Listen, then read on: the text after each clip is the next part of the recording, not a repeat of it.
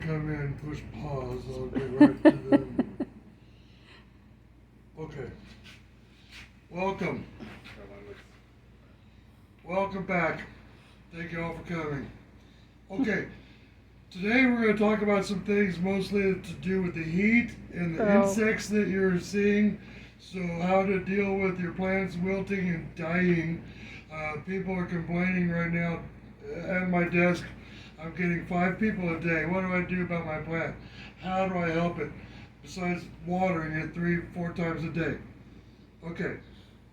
There are several things we could do. There's also something I'm going to talk about later that we got to get prepared for because the wind and storms, but that'll be in a minute.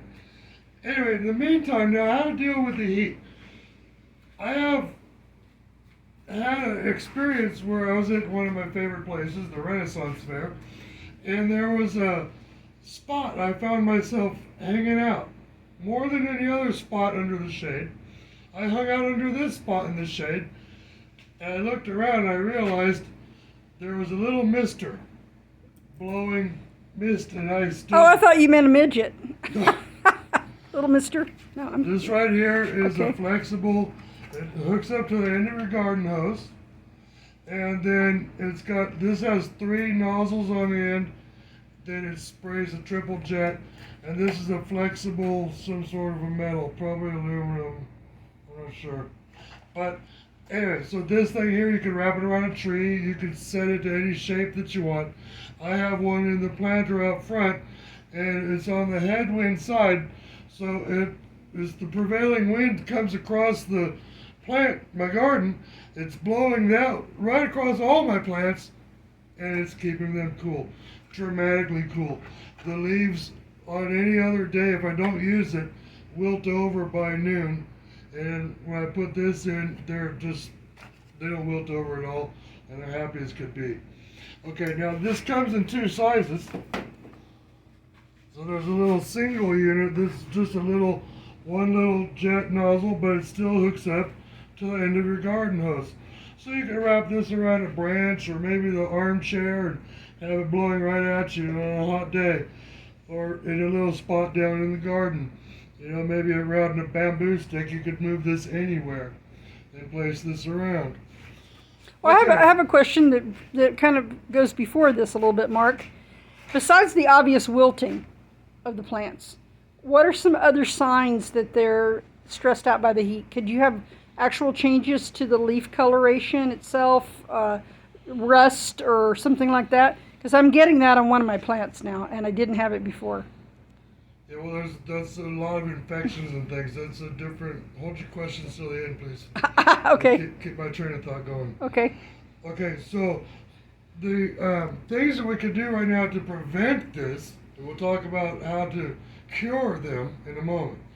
The things to prevent them are going to be to provide more moisture, because they do dry up, they get hot, but not just moisture on the ground, because that ground gets saturated eventually, and then the productivity to grow a root has dropped because there's no more oxygen.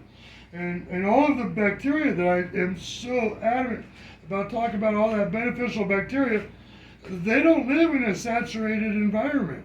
So it's not good for them.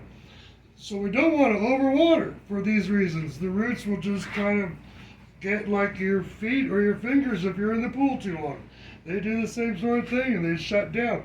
We breathe in through our fingers and our skin. We breathe out through it, and if we're prevented by too much water, we wrinkle up. The roots do the same. Okay, so there's also something that you can do. It's going to cost a little bit of construction materials, but it's something that if you do it right, it's going to last. And it doesn't need to be a permanent fixture.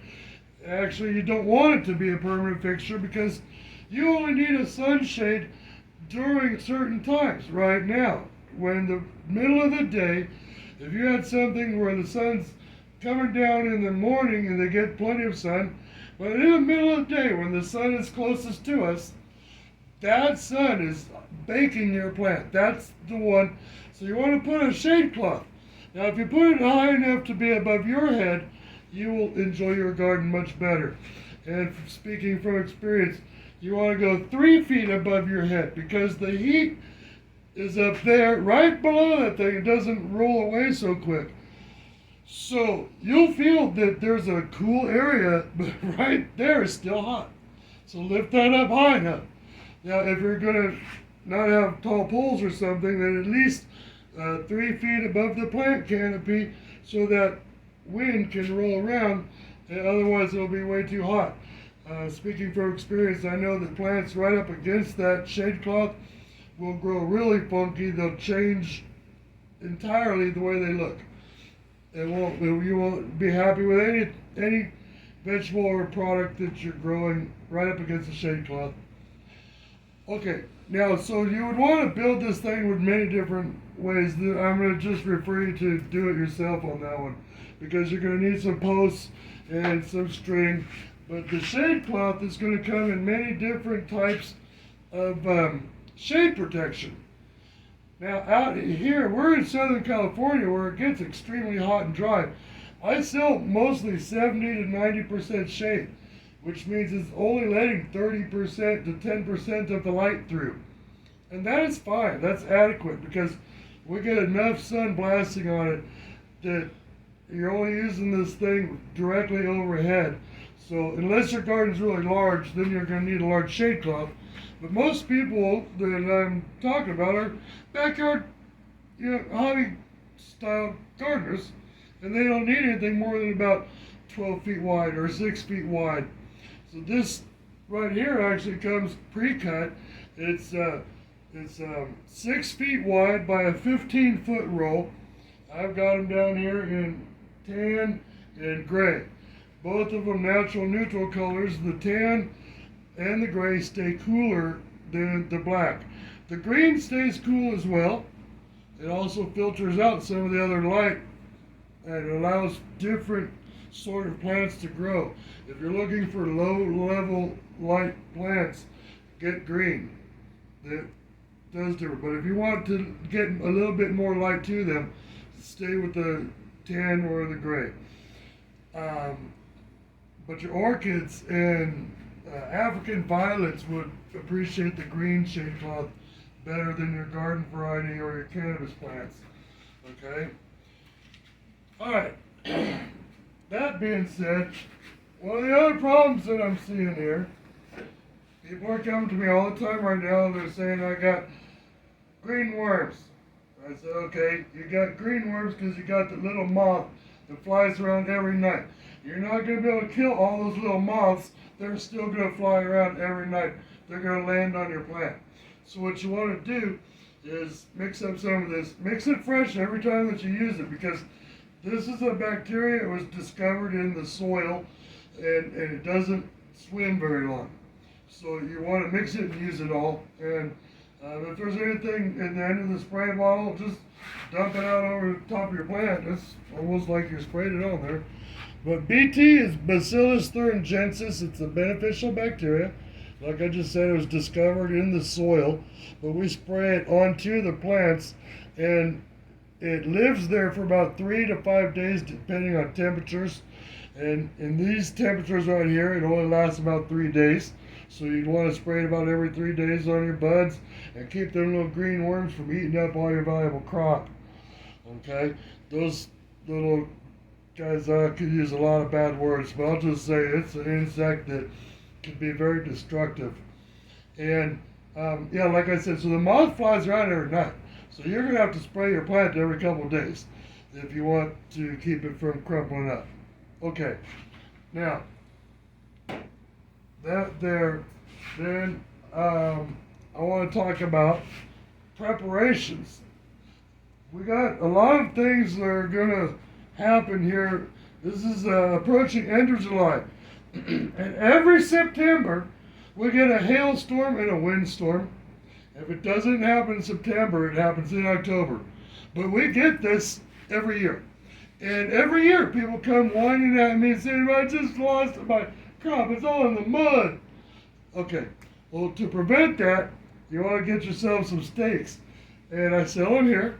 And I got bamboo, and I want to show you guys what I do is I take, when they're small, a tomato cage is fine. But they get way too big for a tomato cage, and that's not going to help you. Now, what I've got here is a couple of bamboo sticks, and these are small, but I want to imagine that they were the size of any plant. I've got them up to 8 feet. But what you do is you'll take a couple of these, stick them in the ground. Let's see, I should probably tighten that down if you want to stick them in the ground.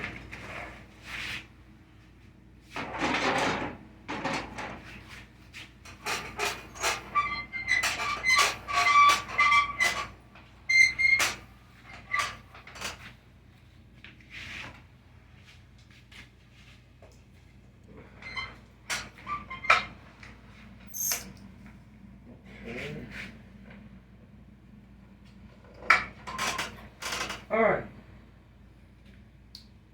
A little widespread there, but Here, actually, if we could, can we move that? Does it have a white background on it? Let's move that here so that it shows more on camera. It's not that well. how about we tilt this way and rotate everything so we got that backlight? Or if I bring this back too, watch this. Okay.